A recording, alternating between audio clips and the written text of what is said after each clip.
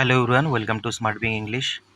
তো আজকের এই ভিডিওতে আমরা দেখব ওয়েস্ট বেঙ্গল পঞ্চায়েত রিক্রুটমেন্ট বোর্ডের মাধ্যমে তোমাদের 6500 প্লাস ভ্যাকান্সিতে তোমাদের নিয়োগ হবে। ওকে, তো সেই সমস্ত এখনও তোমাদের নোটিফিকেশন, অফিসিয়াল নোটিফিকেশন যে ওয়েবসাইট রয়েছে তার মধ্যে এখনও দেয়নি বা কোনোভাবে জানানো হয়নি। তবে যে পঞ্চায়েত মন্ত্রী রয়েছে তার মাধ্যমে ভিডিওর মধ্যেই খবরের চ্যানেলে এবং বিভিন্ন জায়গায় মানে আর্টিকেলের মধ্যেও প্রকাশ হয়েছে বিভিন্ন পেপারে যে 6500 প্লাস তোমাদের ভ্যাকান্সি বের হতে চলেছে West Bengal panchayat recruitment management system যেই বোর্ড রয়েছে তার মাধ্যমে।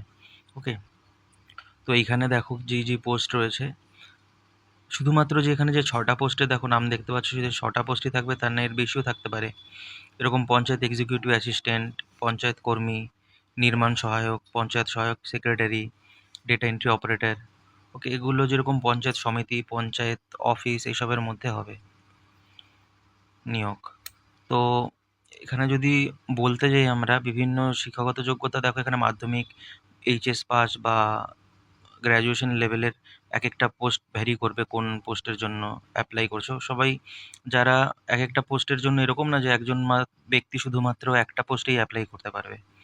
বিভিন্ন তোমাদের যদি প্রত্যেকটা যে এখানে ভ্যাকান্সির যতগুলো পোস্ট রয়েছে তার মধ্যে যদি কোয়ালিফিকেশন সবার মানে একজন ক্যান্ডিডেটের থেকে থাকে, প্রত্যেকটার জন্যই করতে পারবে অ্যাপ্লাই। যেরকম দেখো এখানে রয়েছে পঞ্চায়েত কর্মী, এটা পঞ্চায়েত কর্মী মিনিমাম এটা 8 পাস হয়। ঠিক আছে, ঠিক আছে। তো পঞ্চায়েত কর্মী 8 পাস হয়। যেরকম রয়েছে যে পঞ্চায়েত সেক্রেটারি, যেরকম ধরো এখানে নির্মাণ সহায়ক যেটা রয়েছে, নির্মাণ সহায়ক এটা সিভিল ইঞ্জিনিয়ার মানে তোমার কোয়ালিফিকেশন হতে হয়। এক্সিকিউটিভ অ্যাসিস্ট্যান্ট এটা হতে হয় তোমাদের graduation. Okay, panchayat secretary graduation, data entry operator HS, দেখো ডেটা এন্ট্রি অপারেটর এটা এইচএস পাশেরও হয়। যদি সিনিয়র হয় তাহলে লেভেলের বা হায়ার পে গ্রেড লেভেলে যদি হয় মানে ভ্যাকান্সি, তখন সেটা কিন্তু স্নাতকও হয়। প্লাস কিন্তু এখানে দেখো তোমাদের যেগুলো রয়েছে তোমাদের যে শিক্ষাগত যোগ্যতা, যেরকম মাধ্যমিক, এইচএস বা স্নাতক এগুলো রয়েছে। তাছাড়াও কিন্তু তোমাদের পোস্ট অনুযায়ী কম্পিউটার মানে বিষয়ে তোমাদের যে অভিজ্ঞতা বা যেরকম ডিপ্লোমা সার্টিফিকেট হয় বা যে কোর্সগুলো হয় সেগুলো থাকতে পারে, বা টাইপিং টেস্টও থাকতে পারে। ওকে, বয়স এখানে যদি দেখো প্রত্যেকটা এক্সামের জন্য কিন্তু ওয়েস্ট বেঙ্গলে 5 বছর করে এজ বাড়ানো হয়েছে। সেই ক্ষেত্রে জেনারেলে যদি থাকে 18 থেকে 25 বা 18 থেকে 40 বছর ছিল আগে, এখন 18 থেকে 45 হবে।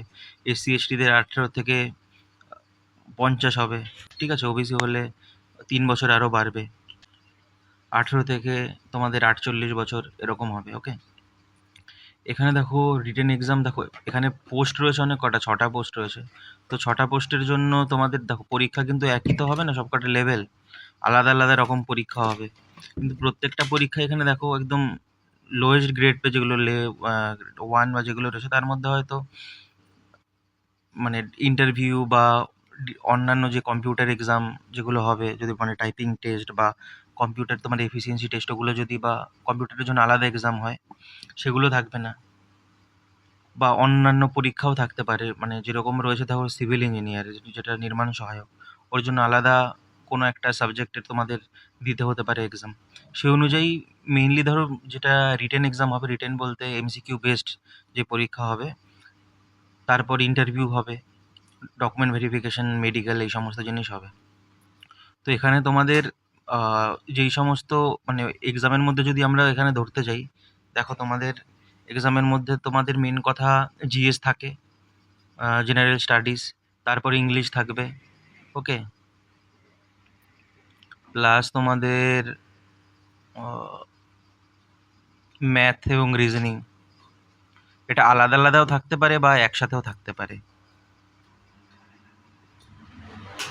আমার চ্যানেলে আমি মেনলি ইংলিশের ক্লাস করাই তোমাদের। যেরকম কেউ যদি ইংলিশে দুর্বল হয়ে থাকো, যেরকম গ্রামার্টিক্যাল একদম প্রথম বিভিন্ন এক্সামের আগে অনেক ক্লাস করানো রয়েছে, সেগুলো তোমরা দেখতে পারো। আর এই পঞ্চায়েতের রিক্রুটমেন্ট বোর্ডের ইংলিশের যে সিলেবাস থাকে প্রত্যেকটা পোস্টের জন্যই আমি ইংলিশ ক্লাস করাবো।